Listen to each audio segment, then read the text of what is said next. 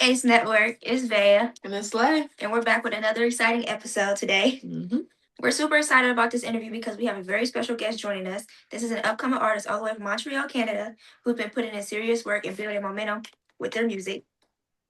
Today we're diving into everything: the grind behind being an independent artist, the business of the business side of music, the creative process, the marketing strategies, and what it really takes to build a loyal fan base from the ground up. We're talking mindset, consistency, challenges, wins, and everything in between. So everyone, please welcome Chiko Russ. Yo, what's poppin', everybody? What's good? What's good? Good to have you here. So for this first section of questions, it'll be more of like your journey and like mindset going towards music in a For sense, sure. so fans can understand kind of what that process is. Of course, of course. So what is the hardest part about being an independent artist today to you?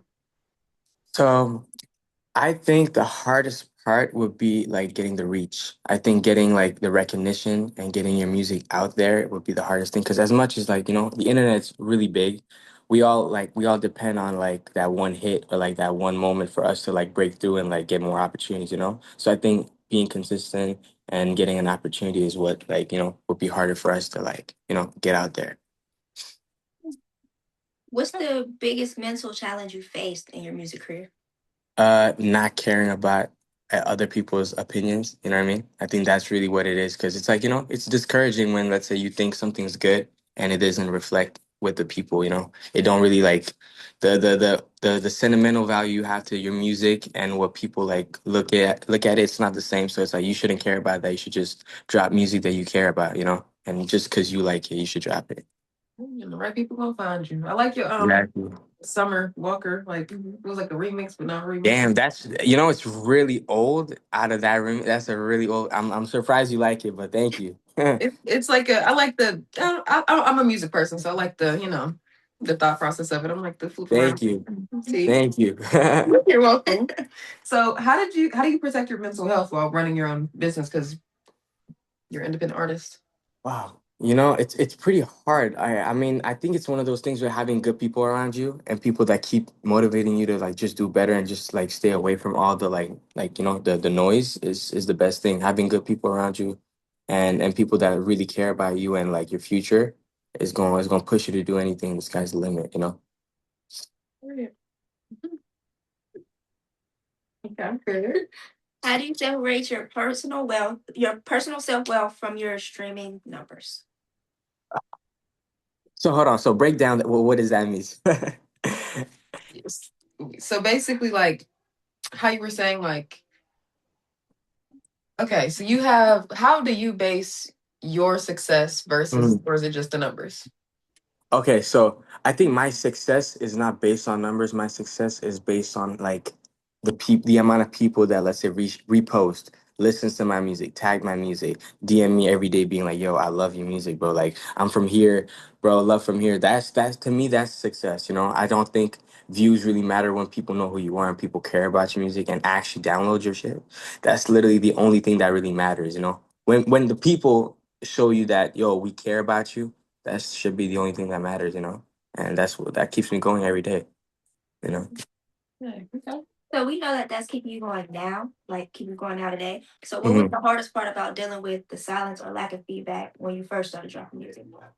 I'm gonna be honest, like my journey has been slightly different to a lot of people. Like my journey, how it happened is because I was just making music for fun, like with friends, with one of my homies, and then I did my first ever single, and it's called Body Language, and that one literally took out like you said, the Summer Walker. That's those are little remixes I was doing for fun. I had the Wild Thoughts one. I had another one I had with one of my boy Pretty J, but besides those, I never had a single, and then I did my first single.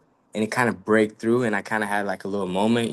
And I was signed for a bit. I was in the sign life too, and I'm just independent currently. But yeah, it was crazy because I didn't get to feel how it feels to like grind. A lot of artists grind their whole life and then they get the moment, and it's easier to stay on top.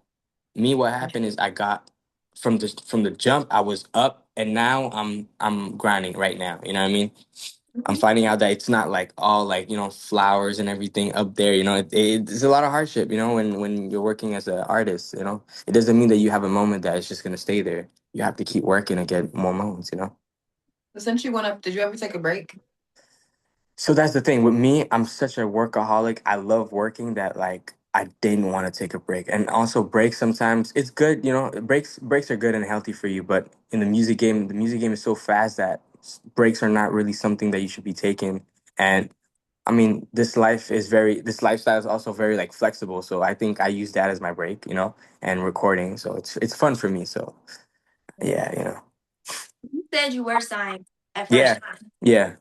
Did you like being signed, or do you rather I be? love being signed. I love being signed. I think that's the thing, you know. There's always two sides to things, you know, when it comes to sign, independent, all that. You know, there's its perks, you know. But the reason I love being signed is because I didn't have to deal with a lot of like the technical stuff. Everything's done for you. You know what I mean? You need to go somewhere, they handle it. You gotta do this, handle. You need budgeting, handle, you know.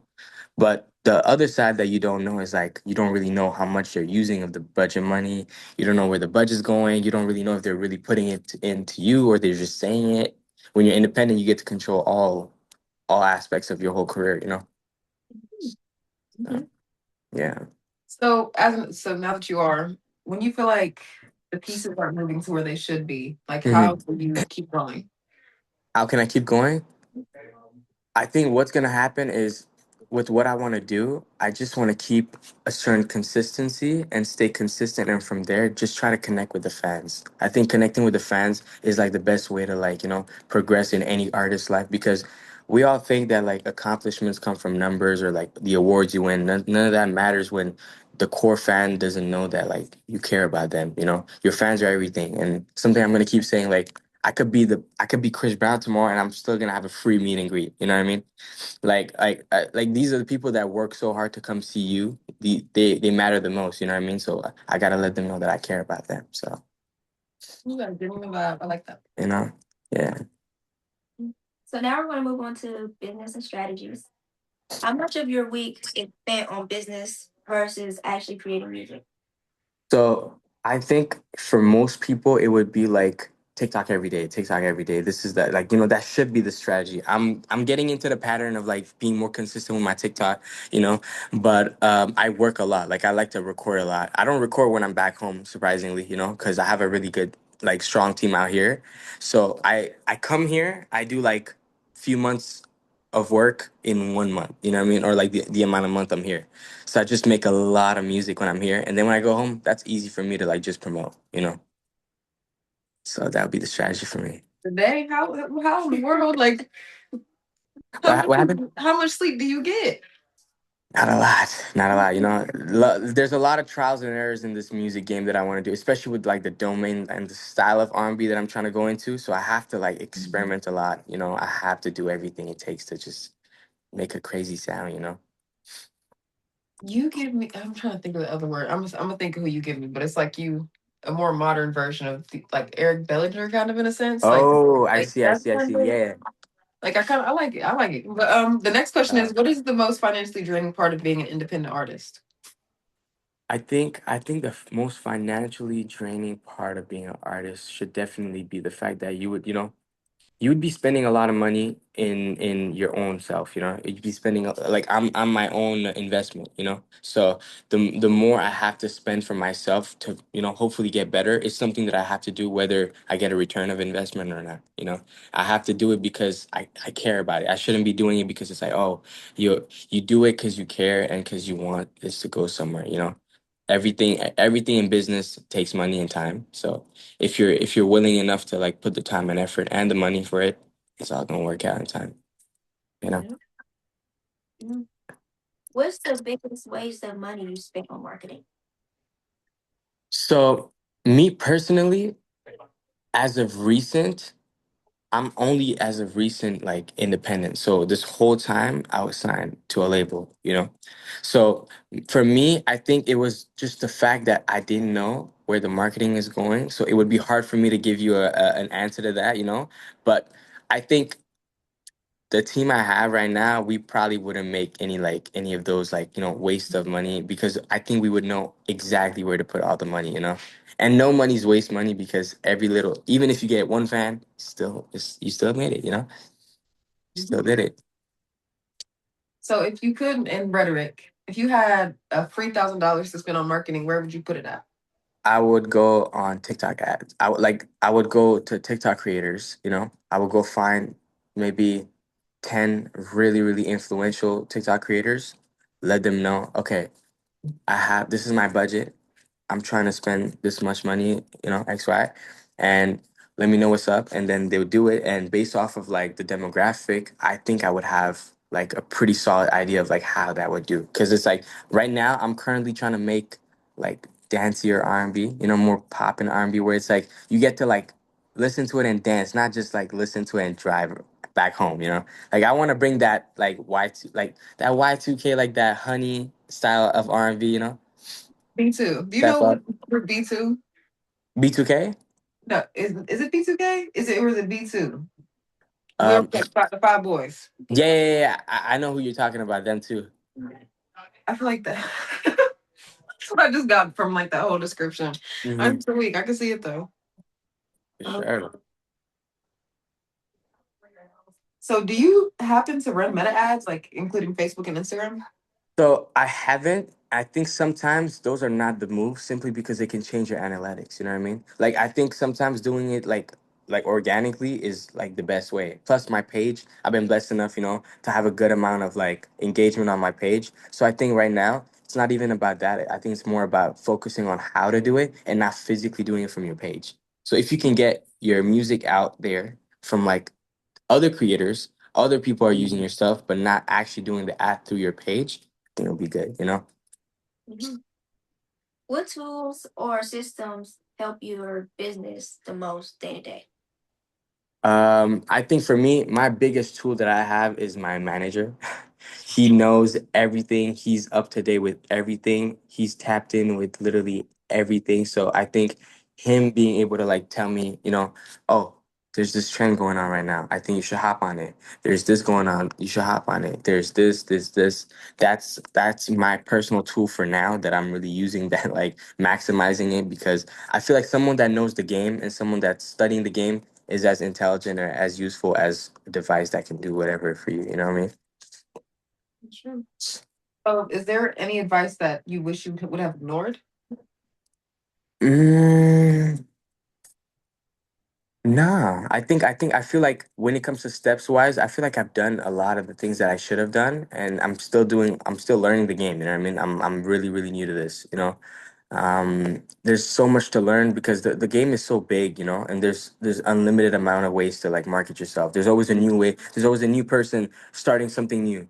You know, like on TikTok, there's this, you know, the lyrics type of thing. It's like a font, you know, that was going crazy, you know. Then you got people doing certain filters, certain this. So there's always new ways to like promote yourself, and I think it's just being aware and trying to find it, you know. Mhm. If you had to restart your music career tomorrow with $0, what would be your very first thing you do? Um, Same thing I did. Just try to find the right song, you know. Yeah. Try to find the right song. Be picky. Never settle. You know. One thing about me, like I would never settle for a song just because I have to do it. I would want to like make sure the record is enjoyed first. Like the beat, if the beat connects to people without lyrics, their lyrics are only gonna amplify. You know what I mean? So I think being very picky with the type of beat I want to like drop and like, you know, try to curate this as best as possible for what I think the world would like is the method, you know? Mhm. All right. So next we are going to go to marketing, content, and fan Hmm. growth. Hmm.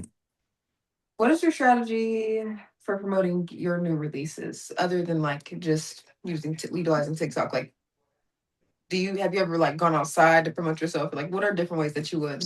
How do you So create? so I know like a lot of people be outside, like maybe like singing on the streets or like taking videos or asking people questions. You know, I think it's one of those things where like I'm trying to dive in and trying to see what I can do. I'm personally a very sociable person, but when it comes to like doing things like that, You I can't haven't been as comfortable. You know, it's still to a level like, you know, people find it sometimes cringe or sometimes, but you know, when you're an artist, I'm not saying you have to humiliate yourself, but you have to be outside the box. So you'd in the next few like, you know, months and years, you definitely see me do a lot more things that like, you know, media wise, you know, and in public wise. Humility is a virtue. Uh-huh. Of course. Would you rather go viral quickly and build from that buzz, or play the long game and be loyal and unbreakable and get an unbreakable fan base? So it's funny you say that because I actually went viral quickly, and then it was harder for me to like keep it steady. So I'm I don't regret anything on how everything worked out. I'm super blessed to be where I'm at. Everything was a super big blessing. But it was a little hard mentally because it's like I got up so quickly that like I was expecting to only go up from there because I was at a certain level, but it didn't work that way. That's not how it works. Sometimes it works and it just keeps going, and sometimes it don't. And from my case, it worked, but now it's like it hasn't died, but it's just slower. But I feel like the ideal route would have been to grind, because when you grind and you haven't felt, every big step matters, and every big step feels better. You know what I mean? And every little step you take feels like you're getting somewhere. Because for me, it was like, when you reached a certain level and then you don't want to keep going down. You don't want to grind. You feel like this is where you belong and this is where you want to be, and you want to go higher. But that's not how life works. You know what I mean? So You can see both ways. I feel like you set the bar high enough for yourself to know what you want to achieve more of. no, exactly. But at the same time, it can mentally be like, it could be draining too. Like you feel like you're at a level where you should be going more higher, and you're like, I have it. I already reached here. Why can't I go like higher? You know what I mean? But that's just how it goes. People got to develop, and artist development is real. Yeah. So when you reach out to your friends, do you like to give them lifestyle content, or would you like prefer to give them like behind the scenes and when you're in the studio content?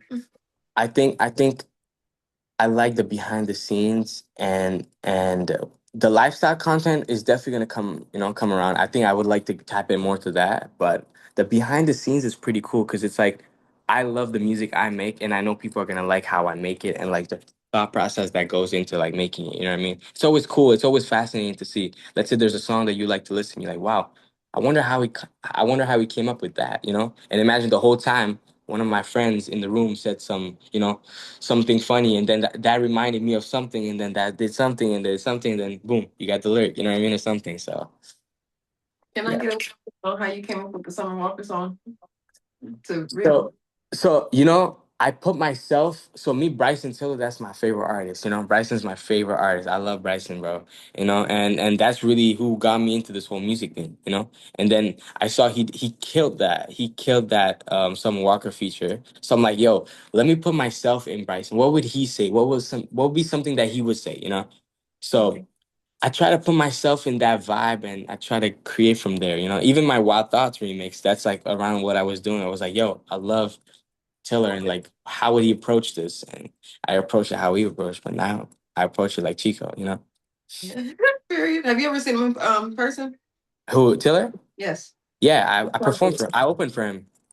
Never Oh, mind. that's right. Yeah, it was crazy, yo. Like the whole Tiller thing, it was so crazy. Like I when my first record was blowing up, I got called by his manager, and I was just watching TV. I was watching a random show in Canada, and my manager's like, dude, like Bryson's manager's on the phone. What? What are you talking about? And I got Like, hello. You know what I mean? I had to lock in a little. You know what I mean? I'm like, yo, what's up? He's like, yo, what's good, bro? Snell. Yo, you in Canada? I'm like, yeah. Like, how far are you from Toronto? I'm like 6 hours away. Drive like maybe 2 hours plane. He's like, I got you. Have you been to Tiller show before? I was trying to go to the Bryson show, but it was only in Toronto. It was not in Montreal. And then I was like, okay, I'm not gonna drive there just to go see Bryson. And then he's like, yo, I'll send you a flight, and like we'll go to the show and everything. I was like, yo, that's crazy. And then midway, something happened, and they were like, yo, we even let you perform, bro. And I performed at the show, bro. At his first tour back after his whole retirement phase. I performed his first show in Canada. So it was that's pretty crazy. hard. Yeah, it was pretty wild. And now we're mutuals, but we don't talk. We're not friends, but we're mutuals. So that's one step away from the feature. Yeah, you have to make a song soon. I hope I Hell make yeah. that song. What age did you start making music? So I think I was to 18, and I'm 22 right now. So yeah, I'm pretty new to this. Like honestly, I haven't had like much demos or anything. I was just doing music here and there whenever I could, at my home with my homie, or at the crib with like a little Blue Yeti mic. But then I did that first single, and then now I'm making music for a living, you know? Next section. Yeah. Sorry. Okay. So then our next section is creativity and identity. Mm-hmm. So Samara, give fans a piece of you. Mm-hmm. Man, I'm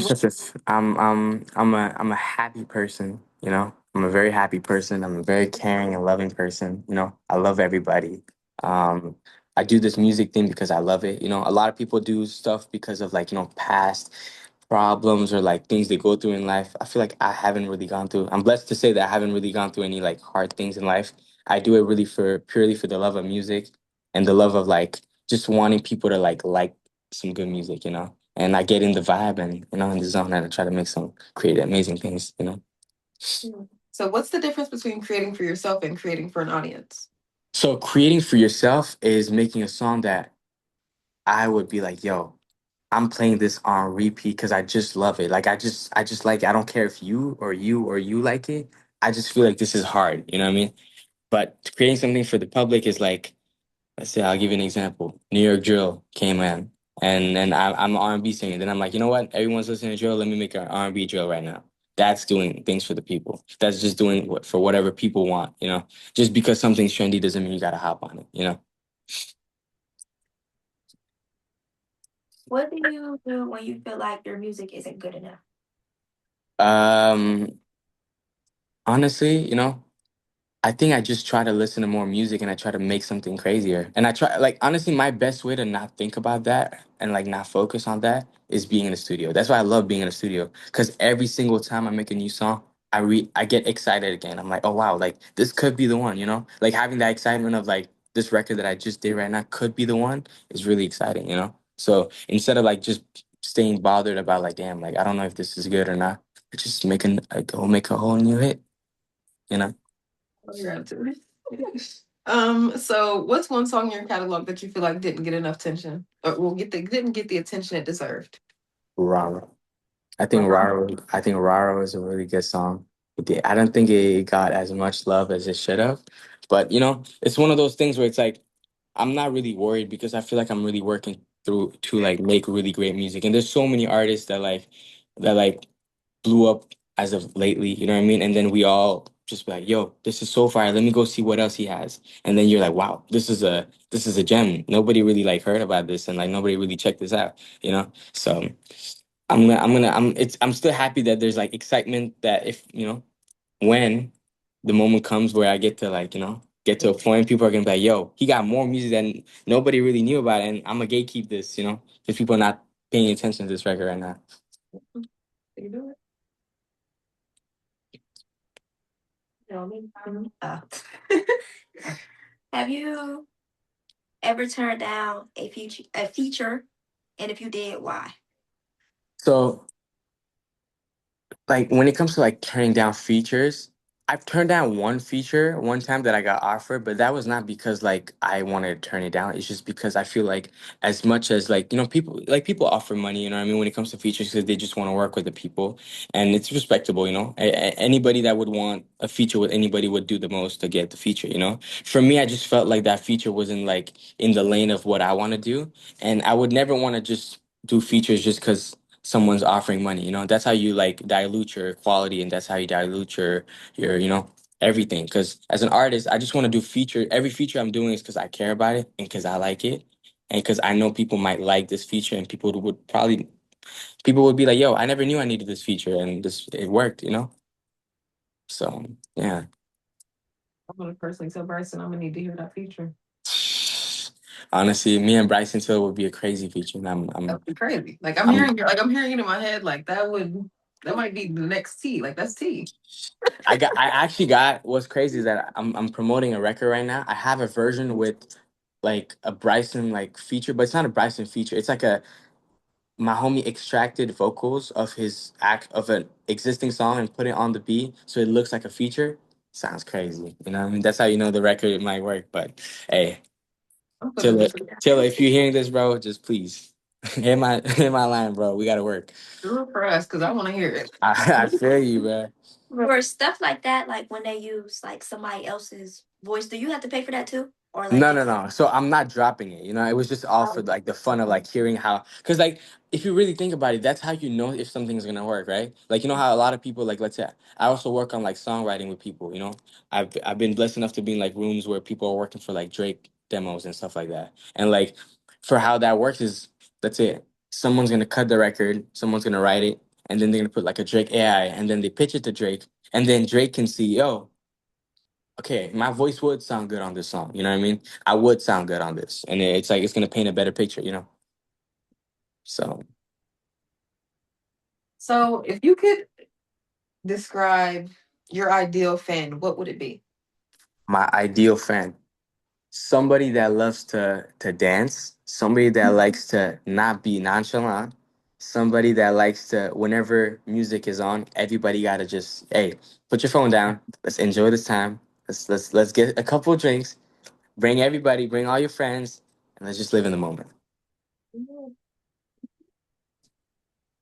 So now we're going to move on to the industry and the vision. Mm-hmm. What's one thing you would change about the music industry? Um, Start artist developing because I feel like the industry right now, like I mean, personally, me, you know, the whole reason me and my label didn't work, you know, they weren't really ready to develop an artist, you know, they didn't have the time to develop an artist, and that's why you know me and the label I was with, you know, I fell through because labels these days they're like, okay, we're gonna find somebody that has motion or somebody that has something going on. We'll see how much money we can put into that artist for it to go for the artist to go a little crazy and for us to make a bigger return with as little investment as possible. But having the name behind the artist just boosts the artist. Like me saying that I'm signed already makes me look better than saying I'm independent.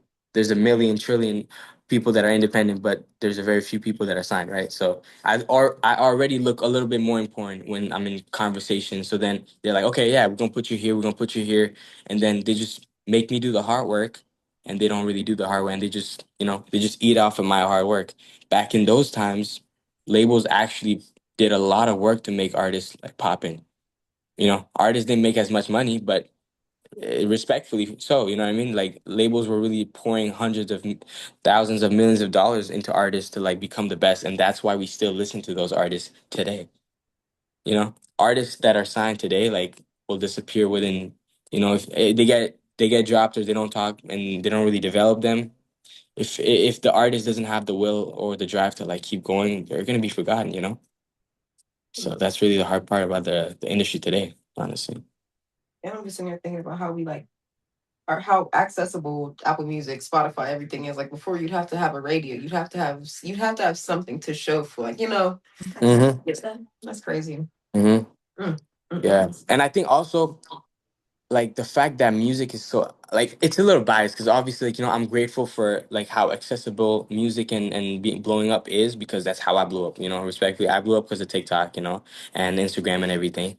But at the same time that can also mess it up because there's so many people that are talented that are blowing up that like there's no quality control, there's no control. Like you can have someone that's really like really bad, but there's gonna be a market for people that like really bad music, and then that just like messes up with the whole quality and the standard of everything. You know, before there's quality, like if you're an R&B singer or if you're a rapper, there's a certain level of like qualifications. Like if you're a singer, you can really sing. If you're a rapper, you can rap. You can like I can tell you rap right now. You can freestyle. You know what I mean? So those kind of like things like change over time, especially when like money gets involved and like the strategies are different, you know?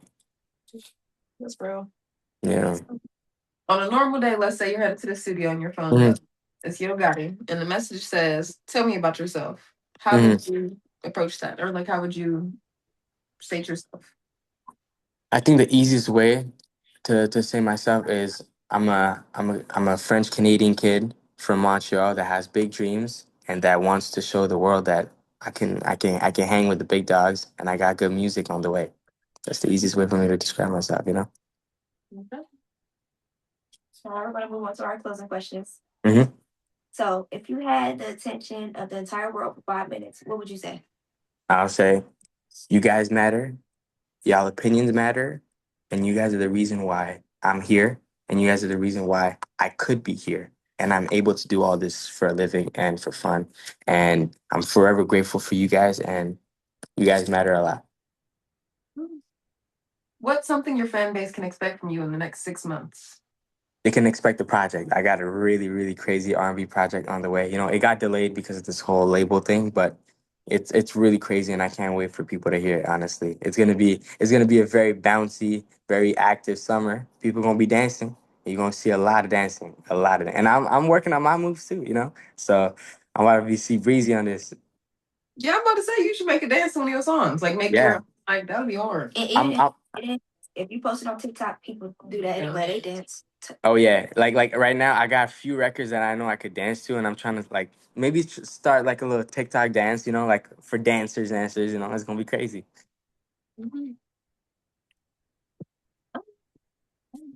You get the last one. I want to add like this little section in here of like just Mhm. so people because I feel like when we entered like I feel like there's no true introduction like who you are. So like Mhm.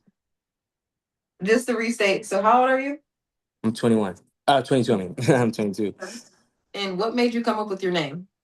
So Chico Russ, it was from like high school. You know what I mean? So in high school, you know, everybody was like, "Yo, like you look Chico. Are you Chico? Like, are you Spanish?" I'm like, "Nah, I'm not, bro. But you can go with Chico." Like, I liked it. I was like, I fuck with it. You know what I mean? It was swaggy. It was cute. You know, I was like, "Yo, let's go with it."